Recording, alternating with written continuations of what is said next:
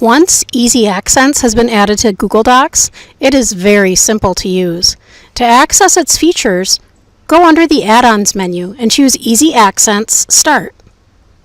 A panel will appear on the right. The first thing a user needs to do is to set the language. There are many languages available. I will be setting mine to Spanish, as this is the language I teach to my students.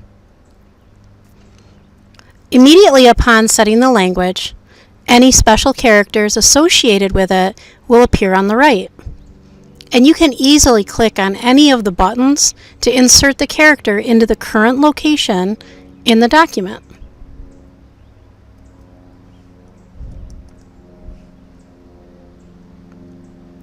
And you can see that as I enter some special characters in Spanish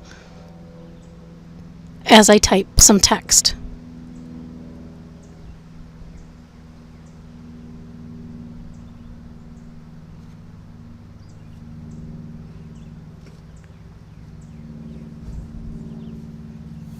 As you can see, other popular languages, such as German and French, are available in Easy Accents as well, and setting the language to each one will display the characters available to use.